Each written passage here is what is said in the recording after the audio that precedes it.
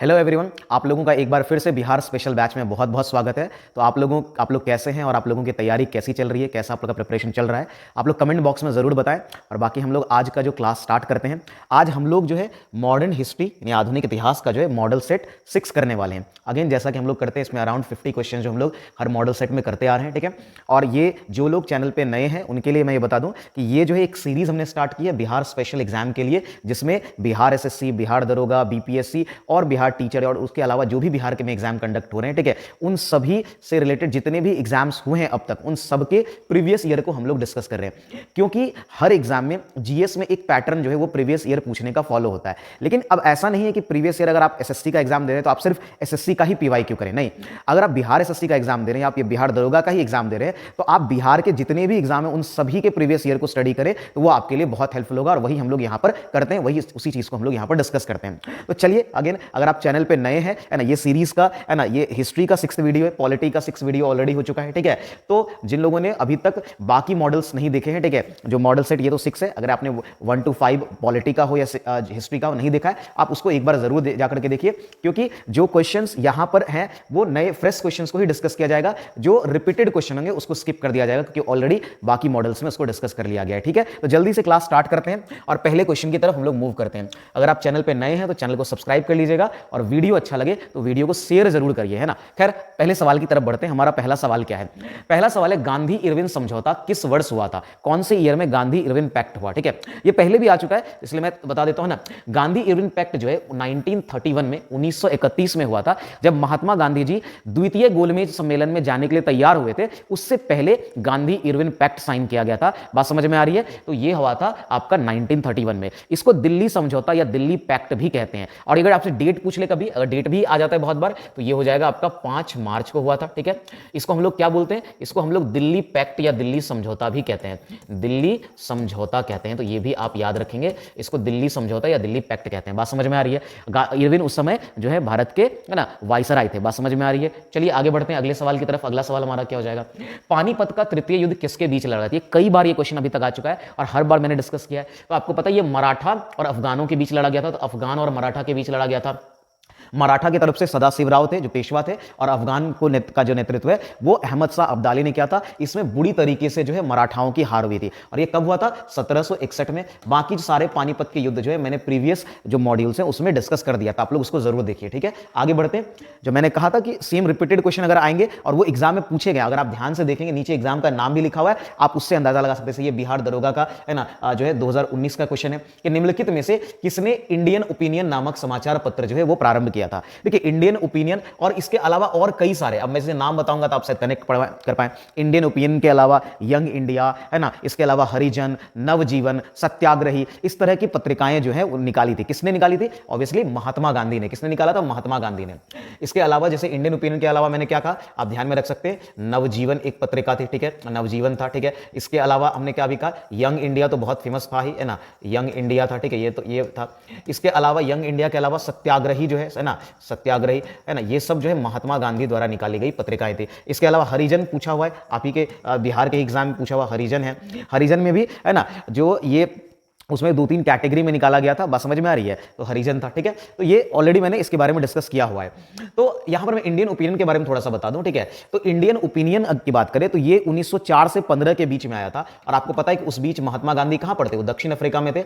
दक्षिण अफ्रीका में जो भारतीय थे जिनके साथ, है ना, नस्लीय भेदभाव हो रहा था, ये उन्हीं के बारे में लिखा, ये जो है इंडियन ओपिनियन उन्हीं के बारे में प्रकाशित था। मतलब कि 1904 से 15 के बीच जो है साउथ अफ्रीका में नस्लीय, है ना, भेदभाव के शिकार भारतीयों के विषय के बारे में ये इंडियन ओपिनियन नाम का जो है समाचार पत्र था। बात समझ में आ रही है? तो ये सब आप पॉइंट ध्यान में रखेंगे। अगले सवाल की तरफ बढ़े। अगला सवाल क्या हो जाएगा? तो अगला सवाल है, निम्नलिखित में से सन 1919 में किस घटना की वजह से रविन्द्रनाथ टैगोर ने अपनी नाइटहुड की उपाधि वापस ली थी? ये आपका मॉड्यूल 5 में भी आ चुका है। और ये अब आप लोग कमेंट में बताएंगे कि कौन से घटना, कौन से बेसिकली घटना के विरोध में जो है रविन्द्रनाथ टैगोर ने नाइटहुड की उपाधि त्यागी थी और महात्मा गांधी ने केसरे हिंद की उपाधि त्याग दी थी। ये आप लोग कमेंट में बताएंगे, क्योंकि मैंने प्रीवियस मॉड्यूल में ही डिस्कस किया। और जिन लोगों ने नहीं देखा प्लीज पहले आप पहले के मॉड्यूल्स को देखिए, फिर आप इसको देखिएगा, तभी आपको फायदा होगा। ठीक है, निम्नलिखित में से ब्रिटिश सरकार के कौन से चार्टर एक्ट से बंगाल के गवर्नर जनरल को भारत का गवर्नर जनरल कर दिया गया? ये भी मैंने डिस्कस किया हुआ है। 1833 का चार्टर एक्ट, उस समय लॉर्ड विलियम बेंटिक जो है वो भारत के उस समय बंगाल के गवर्नर जनरल थे, और फिर ये जब चार्टर आया तो लॉर्ड कैनिंग ही जो है वो भारत के प्रथम गवर्नर जनरल बने। यानी बंगाल, पहले वो क्या था, बंगाल का गवर्नर जनरल, और अंतिम बंगाल के गवर्नर जनरल कौन होंगे? तो लॉर्ड विलियम बेंटिक है ना, क्योंकि यही उस समय थे, लॉर्ड विलियम है ना बेंटिक। बात समझ में आ रही है? लॉर्ड विलियम बेंटिक, इनका नाम ध्यान में रखना। ठीक है, रखिएगा। और ये बंगाल के आखिरी, मतलब बंगाल के आखिरी गवर्नर जनरल, और चूंकि चार्टर के बाद इनका नाम बदल गया तो भारत के नए, तो भारत के पहले गवर्नर जनरल और बंगाल के अंतिम गवर्नर जनरल दोनों के रूप में कौन थे? Lord William Bentinck. ये 1828 में आए थे। ठीक है, ये कब से कब तक थे? ठीक है, तो ये 28 से लेकर के 35 तक थे। बात समझ में आ रही है? तो ये आप ध्यान में रखेंगे। आगे बढ़ते हैं। तो अगला, इन्हीं के समय में, इन्हीं की बेसिकली कहिए कि इन्हीं के द्वारा जो सती प्रथा को भी बैन किया गया था, है ना, राजा राम मोहन रॉय की मदद से इन्होंने सती प्रथा को भी बैन किया था। और भी इनके बारे में जो इंपॉर्टेंट पॉइंट्स थे वो ऑलरेडी मैंने प्रीवियस वीडियो में बता दिया, तो मैं यहां पर ज्यादा उसको डिस्कस नहीं करूंगा। ठीक है, आगे बढ़ते हैं। बाकी ये सारे ही जो चार्टर है, इसको मैंने जो आपका पॉलिटी का जो डिटेल क्लासेस है उसमें ऑलरेडी पढ़ाया है, तो आप पॉलिटी का जो प्लेलिस्ट बना हुआ है उसमें जाकर के इसको डिटेल में समझ सकते हैं। सारा 1773 का रेगुलेटिंग एक्ट, 1813 का, 1833 का, 1853 का, सारे ही मैंने, है ना, 1784 का पिट्स इंडिया एक्ट, वो सब मैंने डिस्कस किया है। आप वहां से उसको जरूर देख लीजिए। ठीक है, आगे बढ़ते हैं अगले सवाल की तरफ। हमारा अगला सवाल क्या हो जाएगा? अगला सवाल है जो इसको, है ना, सकर खेरा भी बोलते हैं। सकर खेरा की लड़ाई कब हुई थी? देखिए, सकर खेरा की लड़ाई जो है ना वो 1724 में, 11 अक्टूबर 1724 को जो है वो सकर खेरा की लड़ाई हुई थी। ये निजाम उल मुल्क और, है ना, मुबारिज खान के बीच हुआ था। किसके बीच हुआ था? अगर आपको ये याद रखना है तो ये कौन है? ये थे निजाम उल मुल्क, है ना, सॉरी, निजाम उल मुल्क, है ना, मुल्क, और मुबारिज, है ना, किसके? मुबारिज, है ना, खान के बीच में। ठीक है, मुबारिज खान के बीच में ये वॉर हुआ था, जिसमें, है ना, निजाम उल मुल्क जो है ये जीते थे। ठीक है, ये ध्यान में रहेगा। तो निजाम, ये 11 अक्टूबर 1700, दक्कन का जो क्षेत्र है वहां पर ये होते थे। ठीक है, तो दक्कन के क्षेत्र की ये लड़ाई है। बात समझ में आ रही है? 11 अक्टूबर 1724। आगे बढ़ते हैं। 1816 में सगोली की संधि अंग्रेज एवं किसके बीच हस्ताक्षरित हुई? ठीक है, मतलब किसके बीच ये साइन हुआ? अब ये बहुत इंपॉर्टेंट संधि है, कई बार एग्जाम में ये देखने को मिलता है। सगोली की संधि कब हुई थी? पहला तो इसी में लिखा हुआ है 1816 में सगोली की संधि हुई थी। किसके बीच हुई थी? ये अंग्रेज और नेपाल के बीच हुई थी। किसके बीच हुई थी? अंग्रेज और नेपाल। तो ये नेपाल ऑप्शन में नहीं है, लेकिन ये जो गोरखा आप दिख रहे हैं ये नेपाल से ही संबंधित है। ठीक है, तो अंग्रेज और नेपाल के बीच में ये हुआ था, और इसी संधि के द्वारा जो है वो नेपाल की सीमा रेखा को तय किया गया था। ठीक है, और ये कई बार अभी भी विवाद में आ जाता है, खास करके भारत और नेपाल के बीच में। नेपाल की सीमा रेखा जो है तय हुई थी सगौली की संधि के द्वारा, है ना, सीमा रेखा, ठीक है, तय हुई थी। बात समझ में आ रही? तय, ये किसके द्वारा हुआ था? ये सगौली की संधि के द्वारा हुआ था। और कब हुआ था? ये 1816 में, है ना। अच्छा, ये क्यों हुआ था? उस समय 1814 से 16 के बीच जो है नेपाल अंग्रेजों का युद्ध चला था, और उसी के बाद, उसी युद्ध की समाप्ति के लिए जो है ये सगौली की संधि की गई थी। बात समझ में आ रही है? चलिए आगे बढ़ते हैं और अगले प्रश्न को देखते हैं। तो हमारा अगला प्रश्न क्या है? हमारा अगला सवाल है, निम्नलिखित में से किसने ठगी के उन्मूलन, अब इनका नाम पीछे भी आया था, ठगी उन्मूलन से संबंधित सुधार लागू किए थे? ये कौन था? ये था विलियम बेंटिक। इसका जो मैंने पीछे डिटेल बताया था, ठीक है, पीछे मतलब जो मॉड्यूल 5 में आई थिंक मुझे मैंने बताया था, या 4 या 5 में आप चेक कर, आप वीडियो देखिएगा तो आपको पता चल जाएगा, है ना। वहां पर मैंने बताया था कि इन्होंने ठगी उन्मूलन के लिए सती प्रथा का तो उन्मूलन इन्होंने किया ही, साथ में इनको ठगी उन्मूलन के लिए भी जाना जाता है। किनको? लॉर्ड विलियम बेंटिक को। बात समझ में आ रही है? ध्यान रहेगा, किनको जाना जाता है? लॉर्ड विलियम बेंटिक को। ठीक है, अच्छा, एक चीज और ध्यान में आप रख सकते हैं, ठगी से ही संबंधित और ये ठगी उन्मूलन से ही संबंधित एक व्यक्ति थे जिसको बोला जाता है स्लीमन, है ना। विलियम स्लीमन का भी नाम कई बार पूछ लिया जाता है। तो इसी ठगी उन्मूलन से संबंधित जो है वो कौन है? विलियम, है ना, जिन्होंने, है ना, सॉरी, विलियम स्लीमन, इनका नाम था विलियम स्लीमन। ठीक है, तो इनके बारे में भी कई बार पूछ लिया जाता है, तो ध्यान में रखेंगे। विलियम स्लीमन का संबंध जो है वो ठगी उन्मूलन से। आगे बढ़े अगले सवाल की तरफ। अगला सवाल है ना, कि सही सुमेलित करिए। ठीक है, अब घटना दिया हुआ है, वर्ष दिया हुआ है, देखते हैं। अब इसमें जो आपको पता है पहले वहां स्टार्ट करिए, जो आसान है। जैसे चंपारण सत्याग्रह सबको पता है 1900, है ना, सॉरी, तो चंपारण सत्याग्रह जो है वो कब हुआ था आपका? वो आपका 1917 में हुआ था। ठीक है, जालियांवाला बाग हत्याकांड 1919 में हुआ था। ठीक है, और फिर आपका खेरा सत्याग्रह, और बाकी दोनों एक ही डेट, मतलब एक ही ईयर में होता। अहमदाबाद हड़ताल ले लीजिए, इधर खेरा, दोनों वैसे 1918 ही है। ठीक है, तो यही आपका आंसर हो जाएगा। कहने का मतलब ये हो गया कि अब ए का और बी का तो 3 और 4 में से कोई भी चलेगा। ठीक है, बात समझ में आ रही? तब आप यहां पर इसको मैच कर लीजिएगा। ये तो मैंने आंसर बता ही दिया है। ठीक है, आगे बढ़े। कह रहा है कि सर चार्ल्स थॉमस वुड का डिस्पैच या वुड्स प्रेषण भारतीय इतिहास के क्षेत्र में एक मील का। अब वुड्स डिस्पैच के बारे में मैंने कई बार ऑलरेडी बताया, 1854 में आया था डलहौजी के समय में, और इसको भारत में जो है अंग्रेजी शिक्षा का बोलिए या शिक्षा का मैग्ना कार्टा कहा जाता है। बात समझ में आ रही है? तो ये शिक्षा से संबंधित है, ये बहुत जरूरी चीज है, ठीक है। इसके बारे में ऑलरेडी मैंने डिटेल में पढ़ाया हुआ है ना। आप लोग बाकी सारे वीडियोस को देखिए जरूर, ठीक है, तभी आप मेरे क्लास में कनेक्ट कर पाएंगे, क्योंकि मैं लोगों का समय या बच्चों का समय बर्बाद नहीं करना चाहता। बहुत लोगों को, जो लोग नए होंगे उनको लग रहा होगा यहाँ डिस्कशन ही नहीं हो रहा, ठीक है। देखिए जो चीजें पहले डिस्कस हो चुकी है उसी को हर वीडियो में डिस्कस करके आपका टाइम, और जो लोग कंटिन्यू है क्लास में उनका टाइम बिल्कुल बर्बाद होगा, और यही मैं नहीं चाहता, ठीक है। और इसलिए मैं चीजों को स्किप करता जाता हूं। इसलिए मैं पहले ही कह देता हूं कि अगर आपने, है ना, प्रीवियस वीडियो नहीं देखा है, पहले के मॉडल्स नहीं देखे, तो आप उसको देखिए, ठीक है। चलिए, समाचार पत्र रस्त गोफ्तार, सच बताने वाला, रस्त गोफ्तार, इसको द ट्रूथ टेलर भी कहा जाता है। क्या कहा जाता है इसको? द ट्रूथ टेलर, है ना, इसको क्या बोला जाता है? द ट्रूथ टेलर, ठीक है, टेलर। बात समझ में आ रही है? ठीक है, द ट्रूथ टेलर। ये जो द ट्रूथ टेलर है, ठीक है, इसका संबंध निम्नलिखित में से किस धर्म के सुधारों से? देखिए ये रस्त गोफ्तार पहले कौन लेकर, ये अखबार थी, ठीक है, और ये समाचार पत्र था, इसको लेकर के कौन आया था? इसको लेके आए थे दादा भाई नेहरू। इनके बारे में तो बहुत बार बहुत सारी चीजें मैंने बताई है ना। दादा भाई नेहरू, मतलब इनसे जो पूछा जा सकता है ना, वो लगभग सारे ही क्वेश्चन डिस्कस हो गए थे, सिर्फ ये क्वेश्चन अभी तक नहीं आया था रस्त गोफ्तार को लेकर के, ठीक है, और ये भी आ गया। तो दादा भाई नेहरू से जितने भी सवाल पूछे जा सकते हैं वो सब ऑलरेडी डिस्कस हो चुका है, ठीक है। चलिए, तो उसके अलावा ये जो रस्त गोफ्तार है, इसका संबंध कौन से धर्म, कह रहा है कि धर्म के सुधारों से था। तो ये है ना, जिसको ज़ैरोएस्ट्रियन धर्म बोलते हैं, ठीक है, या ज़ैरोएस्ट्रियन अवधारणा बोलते हैं, जो कि पारसी धर्म से संबंधित है, तो उससे रिलेटेड था, ठीक है। तो ये ध्यान रखेंगे, ये पारसी से रिलेटेड था। चलिए आगे बढ़ते हैं, अगले सवाल की तरफ बढ़ते हैं। अगला सवाल हमारा क्या हो जाएगा? 1931 में इंडियन नेशनल कांग्रेस का अधिवेशन कहां? देखिए 1931 की बात कर रहा है, ये था Karachi session. Karachi session important हो जाता है। पहले तो देखिए कराची सेशन की अध्यक्षता किसने की थी? इसके जो अध्यक्ष हैं, ठीक है, सॉरी एक सेकेंड, इसके जो अध्यक्ष हैं, अध्यक्ष वो थे सरदार पटेल, है ना। कौन थे? यानी कि सरदार पटेल, सरदार वल्लभ भाई पटेल। तो इसके अध्यक्ष जो हैं, ठीक है, 1931 का जो कराची अधिवेशन हुआ था, इसके अध्यक्ष कौन थे? सरदार पटेल इसके अध्यक्ष थे। अब एक चीज देखिए, इसमें क्या इंपॉर्टेंट है याद रखना, इस अधिवेशन में जो है, ठीक है, मौलिक अधिकार पर प्रस्ताव पारित किया गया था, और ये कई बार पूछा गया है कि कौन से कांग्रेस के कौन से अधिवेशन में मौलिक अधिकार पर प्रस्ताव, ठीक है, तो मौलिक अधिकार पर प्रस्ताव, ठीक है, अधिकार पर प्रस्ताव पारित किया गया। बात समझ में आ रही है? ठीक है, प्रस्ताव पारित किया गया।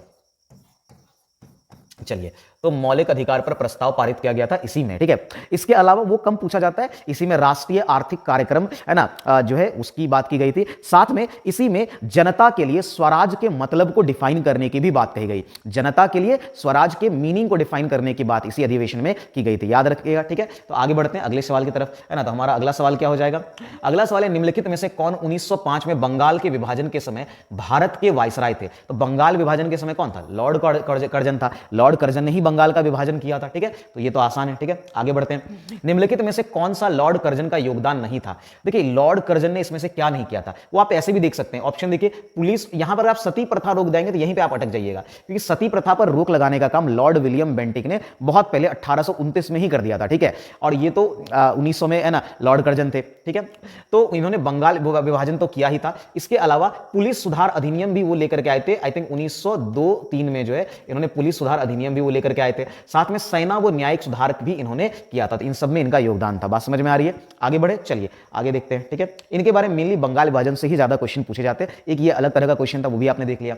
कैबिनेट मिशन प्लान की योजना के तहत संविधान सभा का गठन हुआ। देखिए कैबिनेट मिशन प्लान के तहत जो है, अब यहां पर कह रहा है क्या कि जो संविधान सभा का गठन, अब ये क्वेश्चन अपने आप में रॉन्ग है। क्यों रॉन्ग है? क्योंकि देखिए इसके ऑप्शंस, क्वेश्चन तो सही है, कहिए कि ऑप्शन रॉन्ग है, ठीक है, क्योंकि इसमें से कोई भी डेट जो है नहीं है, क्योंकि ये नवंबर या जनवरी में तो हुआ ही नहीं था, वो दिसंबर 1946 में हुआ था। संविधान सभा का गठन जो है दिसंबर 1946 में हुआ था, ठीक है। बात समझ में आ रही है? 9 दिसंबर, ठीक है, 9 दिसंबर 1946 को संविधान सभा जो है वो गठित हुए। बात समझ में आ रही है, ठीक है। अब कैबिनेट मिशन कब आया था? तो ये तो आपको पता है 1946 में, मैंने पीछे भी बताया था, ठीक है, कि 1946 में जो है वो कैबिनेट मिशन आया, ठीक है। अब यहां पर कुछ बातें संविधान सभा के बारे में जान लीजिए। वैसे तो संविधान सभा के बारे में आपको एक पूरा क्लास करने की जरूरत है, कई सारे पॉइंट्स है जो आपको याद। संविधान सभा के बारे में सबसे पहले जो कहा था वो एम.एन. रॉय ने कहा था। जो आपसे कुछ कुछ पूछ सकता है मैं वो बता रहा हूं, तो वो एम.एन. रॉय, ठीक है, एम.एन. रॉय ने जो है वो सबसे पहले इसके बारे में बताया था, या इसकी बात की थी संविधान सभा की। संविधान सभा 1946 में गठित हुआ, ठीक है। शुरुआत में इसमें कितने थे? 389 मेंबर थे, लेकिन जब भारत अलग हुआ, ठीक है, पहले तो इसमें 389 मेंबर थे, ठीक है, बाद में जब भारत अलग हुआ तो इसमें 299 मेंबर बचे, है ना, 299 मेंबर सदस्य बचे, ठीक है, ये ध्यान में रखेंगे। इसी अच्छा संविधान सभा को जो स्वीकार किया गया था, है ना, वो अगस्त प्रस्ताव 1940 के द्वारा किया गया था, ठीक है। तो ये भी आप याद, इनसे संबंधित है कि आपका अगस्त प्रस्ताव, ठीक है, अगस्त प्रस्ताव 1940, ठीक है, प्रस्ताव 1940। और भी कई सारे डिटेल हैं, ठीक है। अब इनके बारे में मैंने कहा ना कि अभी संविधान सभा के बारे में एक पूरा कम से कम आपको डिटेल क्लास करना पड़ेगा, ठीक है, और जो आपको डिटेल क्लास के सेक्शन में मिल जाएगा। चलिए आगे बढ़ते हैं, अगले सवाल की तरफ बढ़ते हैं। कह रहा है क्या कि बिहार में 1857 की क्रांति का नेतृत्व किसने किया था? तो ये तो किसने किया था, बिहार में पूछा जा रहा है, तो ये किया था कुंवर सिंह ने, ठीक है।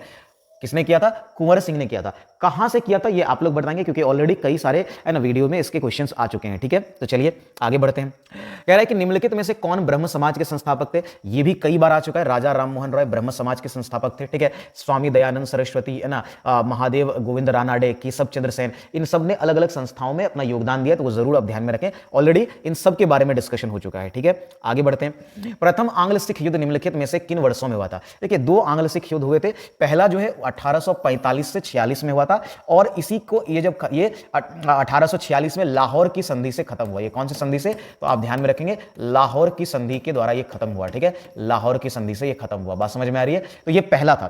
तो पहला आंग्ल सिख युद्ध जो है वो आपका 45 से 46 के बीच में हुआ, ठीक है। अच्छा, दूसरा आंग्ल सिख युद्ध जो है वो फिर 1848 से 49 के बीच में। कब हुआ था? 1848, ये दूसरा, ठीक है। ये सेकंड था। इसके बाद अंग्रेजों ने वो क्षेत्र अपने कंट्रोल में लिया, 1848 से 49 के बीच हुआ था, ठीक है, दूसरा आंग्ल सिख युद्ध। तो ये ध्यान में रखेंगे। आगे बढ़े, अगला सवाल देखिए। अगला सवाल ये है कि निम्नलिखित में से किसके द्वारा पोवर्टी इन अन ब्रिटिश रूल, ये तो कई बार आया है ना, और कौन है? दादा भाई नेहरू जी। ये बार बार है ना ये क्वेश्चन आता है, अक्सर ही पूछा गया। निम्नलिखित में से कौन 29 अगस्त 1947 में गठित प्रारूप समिति के सदस्य नहीं थे? अब प्रारूप समिति, इसी को ड्राफ्टिंग कमेटी कहते हैं। इसी को इंग्लिश में हम लोग क्या बोलते हैं? इसी को हम लोग ड्राफ्टिंग कमेटी बोलते हैं, ठीक है। इसको हम लोग क्या बोलते हैं? ड्राफ्टिंग कमेटी, है ना, ड्राफ्टिंग कमेटी बोलते हैं। बात समझ में आ रही है? चलिए, तो इसमें कितने सदस्य थे? इसमें टोटल 7 सदस्य थे। कितने सदस्य थे? 7 सदस्य थे, ठीक है, ड्राफ्टिंग कमेटी। यहां से ये याद रख लेना, क्योंकि ये भी कई बार पूछा गया है कि ड्राफ्टिंग कमेटी कब गठित की गई थी। तो 29 अगस्त 1947, 29 अगस्त 1947 को इसको गठित किया गया, है ना। और भीमराव अंबेडकर इसके अध्यक्ष बने थे, ठीक है। तो भीमराव अंबेडकर तो इसके मेंबर थे ही, ठीक है। सैयद मोहम्मद सादुल्ला, यानी मोहम्मद सादुल्ला, ये भी इसके मेंबर थे। के.एम. मुंशी जो है वो भी इसके मेंबर थे। कौन नहीं था पूछा है, तो वो है वह डॉक्टर राजेंद्र प्रसाद। ये इसके मेंबर नहीं थे। बात समझ में आ रही है? डॉक्टर राजेंद्र प्रसाद जो है वो इसके मेंबर नहीं थे, ये ध्यान में रखना है। तो 3 मेंबर तो आपको यहां हो गया, doctor Bhimrao Ambedkar, Syed Mohammad Saadulla, doctor K M. Munshi. इसके अलावा ए.एन. गोपाल स्वामी अयंगर। आप ये देख लीजिएगा, ये मैं बोल रहा हूं, आप लिख सकते हैं क्योंकि बड़ा बड़ा नाम है ना। तो एक तो थे ए.एन. गोपाल स्वामी अयंगर थे, ठीक है। उसके बाद आपको पता होगा डी.पी. खैतान थे, लेकिन बाद में है ना उनके बाद जो है उनका डेथ हो गया था, तो टी.टी. कृष्णामाचारी जो है वो बने, ठीक है। तो डी.पी. खैतान थे ओरिजिनली, बाद में उनकी जगह टीटी कृष्णामाचारी आए। इसके अलावा बीएल मित्तर भी थे, और उनके बाद जो है एन माधव राव आए, ठीक है। तो बीएल मित्तल की जगह ही एन माधव राव आए थे, तो बीएल मित्तर भी याद रखना है, ठीक है। और 2 लोग, मतलब और कौन थे? 1 लोग, है ना, तो वो थे अल्लादी कृष्ण स्वामी अयंगर। तो ये 7 सदस्य थे, 7 के नाम आप ध्यान में रखेंगे, ठीक है। चलिए आगे बढ़ते हैं अगले सवाल की तरफ, ठीक है। अगला सवाल क्या है? 26 जनवरी 1930 को स्वतंत्रता दिवस के रूप में मनाने का निर्णय कांग्रेस के कौन से अधिवेशन में? ये कितनी ही बार आया, लाहौर अधिवेशन 1929। प्रीवियस वीडियो देखा है तो आपको ऑलरेडी डिटेल मालूम होगा। निम्नलिखित में से किस क्रांतिकारी ने मैं अनिश्वरवादी क्यों हूं, यानी कि why I am an atheist शीर्षक लेखक लिखा था? ये किसने लिखा था? ये भगत सिंह ने लिखा था, जब जिस समय वो जेल में थे। बात समझ में आ रही है? तो ये किसके द्वारा लिखा गया था? ये भगत सिंह के द्वारा लिखा गया था, लाहौर जेल में 1930 में, 1930 में, जिसमें लाहौर जेल में थे, है ना। 1931 में इनको पता है कि फांसी दी गई थी 23 मार्च 1931 को, ठीक है। आगे बढ़ते हैं। तो अगला सवाल हमारा क्या हो जाएगा? अगला सवाल है, निम्न में से किस आंदोलन के अंतर्गत गांधी जी ने दांडी मार्च? अब दांडी मार्च के बारे में मैंने कई बार बताया है, सविनय अवज्ञा आंदोलन, है ना, दांडी मार्च से ही शुरू हुआ था। 12 मार्च 1930 को यह शुरू हुआ, 6 अप्रैल 1930 को तक चला, है ना। 78 फॉलोअर्स के साथ इन्होंने यह स्टार्ट किया था। साबरमती से लेकर के दांडी तक 24 दिन का टोटल समय लगा, ठीक है। नमक बना करके नमक कानून को इन्होंने तोड़ा। ये सारी डिटेल आपको ऑलरेडी पता होंगे, अगर, है ना। चलिए, हिंद स्वराज के लेखक कौन थे? अब ये किताब तो महात्मा गांधी, मोहनदास करमचंद गांधी की 1909 में ये किताब आई थी। बाद में 1910 में इसको बैन भी कर दिया गया था ब्रिटिश सरकार के द्वारा, ठीक है। आगे बढ़ते हैं। बंगाल के विभाजन के विरुद्ध निम्नलिखित में से कौन सा आंदोलन आरंभ किया गया था? तो ये स्वदेशी आंदोलन था, कि बंगाल विभाजन के विरोध में जो शुरू किया गया आंदोलन था वो कौन सा था? स्वदेशी आंदोलन, है ना। आगे बढ़ते हैं। कांग्रेस के कौन से उदारवादी नेता ब्रिटिश हाउस ऑफ कॉमन्स के सदस्य रह चुके हैं? ये तो आपका दादा भाई नेहरू जी जो है एक उदारवादी नेता है, और ये ब्रिटिश हाउस ऑफ कॉमन्स के पहले मेंबर थे। आपने ऑलरेडी इसके बारे में पढ़ लिया होगा, ठीक है।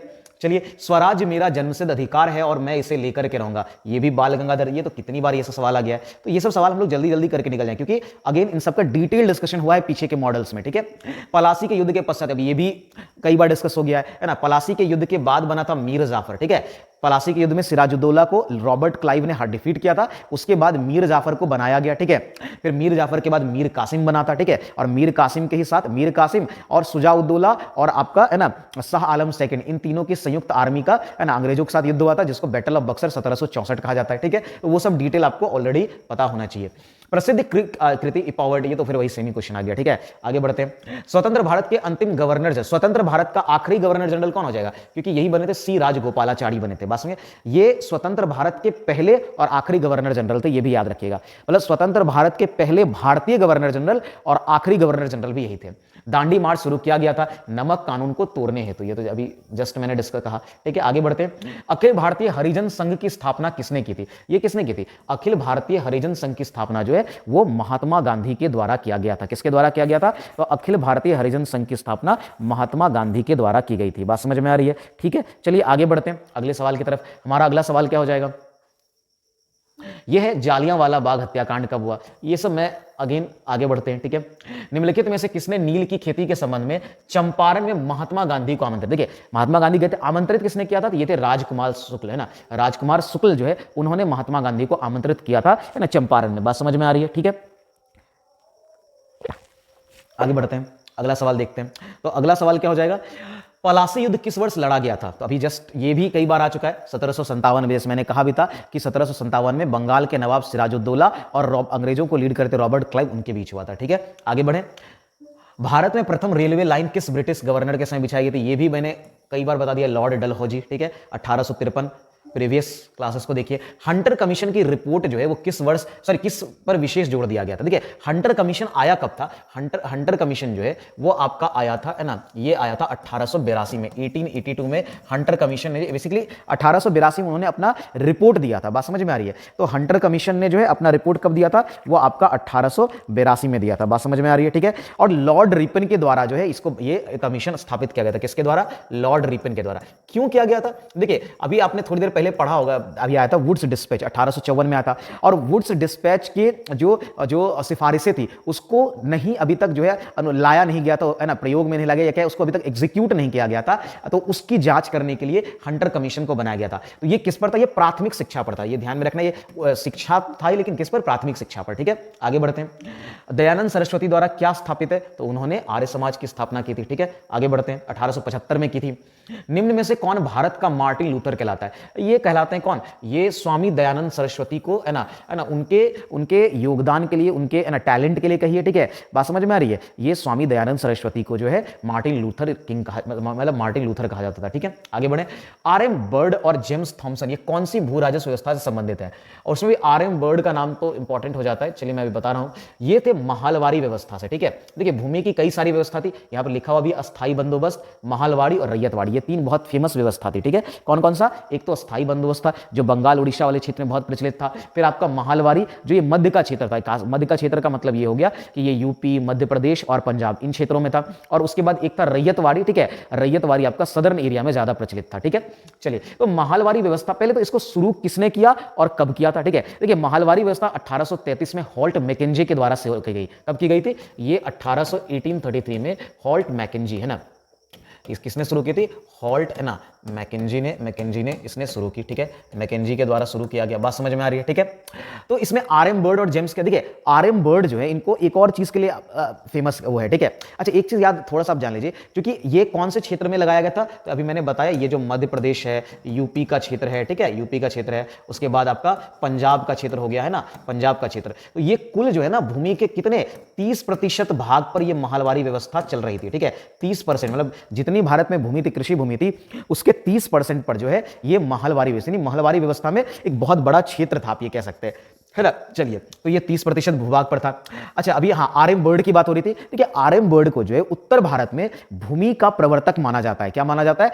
आर.एम. बर्ड का इंपॉर्टेंस आप समझ सकते हैं, ये उत्तर भारत में भूमि का प्रवर्तक माना जाता है। और है ना, इन्होंने इस महलवारी व्यवस्था को लागू करने में बहुत कॉन्ट्रीब्यूट किया था। इसलिए आर.एम. बर्ड और जेम्स थॉमसन ये कौन से भू राज्य व्यवस्था संबंधित है? तो महलवाड़ी व्यवस्था से। अच्छा क्वेश्चन था, आगे बढ़ते हैं। भारत की विदेश नीति आधारित है किस पर? ये मैंने एक जो आप पीछे का अगर आप मॉड्यूल सेट फॉलो कर रहे हैं, ठीक है, तो वहां पर मैंने गुट निरपेक्षता की बात की थी, हिस्ट्री में ही मैंने गुट निरपेक्षता की बात आई थी, है ना। आपको पता होगा कि गुट निरपेक्ष संगठन भी है, ठीक है, जिसका नाम बोला जाता है नॉन अलाइड मूवमेंट, ठीक है। ये एक संगठन है, ठीक है, 1955 में, है ना, बांडुंग सम्मेलन के थ्रू बना था, ठीक है। और इसमें अभी वर्तमान में 120 मेंबर। मैंने बताया था कि जब भारत, देखिए, जिस समय भारत आजाद हुआ, है ना, और द्वितीय विश्व युद्ध के बाद आजाद हुआ, द्वितीय विश्व युद्ध के बाद पूरी दुनिया दो गुटों में बट चुकी थी, समाजवादी या साम्यवादी गुट, जो कि जिसका नेता रूस बन गया था, है ना, और इधर पूंजीवादी गुट, जिसका नेता अमेरिका बना हुआ था। और इनमें एक मतलब जो है शीत युद्ध की शुरुआत हो गई थी। लेकिन जो देश अभी तुरंत आजाद हुए थे, उपनिवेश, जो उपनिवेश से बाहर आए, ठीक है, उपनिवेशवाद से बाहर आए, वो किसी भी गुट का हिस्सा नहीं होना चाहते थे, वो इस लड़ाई का हिस्सा नहीं होना चाहते थे। तो उन्होंने गुट निरपेक्ष संगठन बनाने की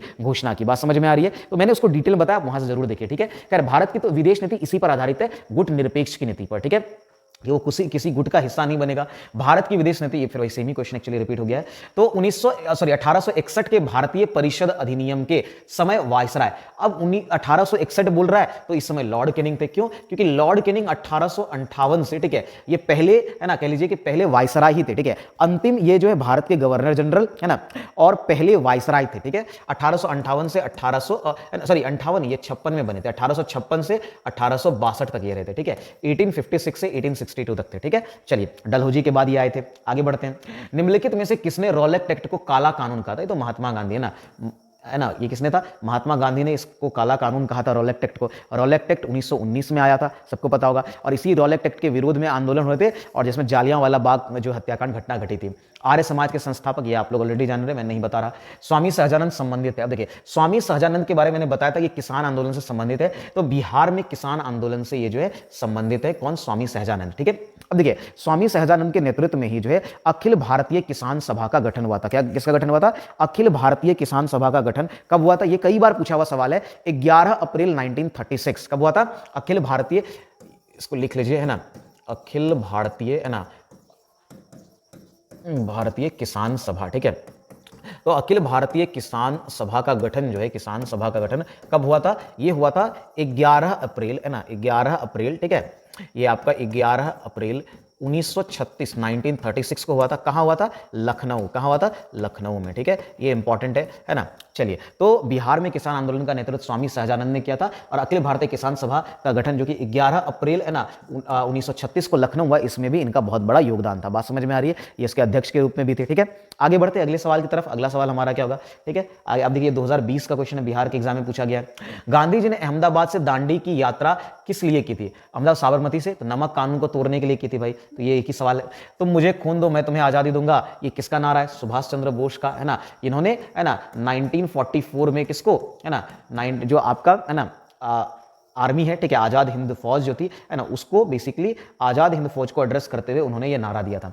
प्रधानमंत्री लाल बहादुर शास्त्री ने किस समझौते पर हस्ताक्षर किया था? ये पीछे, है ना, आई थिंक मॉड्यूल 5 में ही इससे क्वेश्चन आया था। ताशकंद समझौते के बारे में मैंने बताया था कि ताशकंद समझौता 1966 में, भारत पाकिस्तान युद्ध जो 1965 में होता, उसी के बाद ये ताशकंद समझौता जो है ना, वो आपका लाल बहादुर शास्त्री और आयूब खान, लाल बहादुर शास्त्री और किसके बीच? आयूब खान के बीच, ये, है ना, आयूब खान के बीच ये हस्ताक्षर किया गया था। समझ में आ रही है, ठीक है। और इसी ये 10 जनवरी 1966 की बात है ना, 10 जनवरी, है ना, 1966 में ये हस्ताक्षरित किया गया, ठीक है। चलिए, और शिमला समझौता जो है वो आपको पता होगा कि मैंने ये भी बताया था कि 1971 में जो भारत पाकिस्तान युद्ध हुआ था, उसके बाद जो शिमला समझौता हस्ताक्षरित किया गया था, ठीक है। चलिए आगे बढ़ते, वो इंदिरा गांधी, है ना, ने किया था। अगला सवाल देखते हैं, हिंदू महासभा के संस्थापक कौन थे? ये तो पंडित मदन मोहन मालवीय थे। ये भी क्वेश्चन आया है ना। मालवीय को ही महामना के नाम से जाना जाता है। 1915 में ये साइन हुआ था, ठीक है। तो आज का जो है हम लोगों ने 50 क्वेश्चन, बिल्कुल, तो आज का जो हमने 50 क्वेश्चन है वो कंप्लीट कर लिया, ठीक है। और बहुत कम टाइम में हमने किया, क्योंकि ऑलरेडी इसमें जो क्वेश्चन थे वो हमने पहले डिस्कस कर लिया पहले। तो जिन लोगों ने, अगेन मैं कह रहा हूं, अगर आपने पहले वाला मॉड्यूल नहीं देखा है तो पहले उन मॉडल सेट्स को देखिए। 1 to 5 ऑलरेडी अपलोड हो गया, ठीक है। बाकी जिन लोगों को भी वीडियो अच्छा लग रहा है, वीडियो को शेयर जरूर करिए, अपने फ्रेंड्स एंड फैमिली में करिए। ये वीडियो आपके एग्जाम में बहुत बहुत हेल्पफुल होने वाला है। ये पूरा एक सीरीज है, बहुत सारे वीडियोस अभी इसमें आने बाकी है। अभी तो सिर्फ पॉलिटी और मॉडर्न हिस्ट्री का आया है, बाकी आपका जितने भी टॉपिक्स है सबके आ जाएंगे। आपका बिहार एसएससी के एग्जाम के पहले ये सीरीज पूरी तरीके से कंप्लीट होगा, और मैं इसी का फिर एक रिवीजन सीरीज भी स्टार्ट करूंगा, ठीक है। चलिए, बाकी डिटेल क्लास भी चल रहा है, स्टैटिक जीके हो, आपका भारतीय राज्य व्यवस्था भी चल रहा है, साथ में आपका, है ना, बिहार एसएससी का जो पीवाईक्यू है उसका अलग से एक सीरीज मैंने कंप्लीट रिसेंटली किया है, ठीक है। बिहार दरोगा के क्वेश्चंस जो हैं वो डिस्कस हुए हैं, तो उन सभी चीज़ों को आप जरूर देखिए। आज के लिए इतना ही। जय हिंद, धन्यवाद।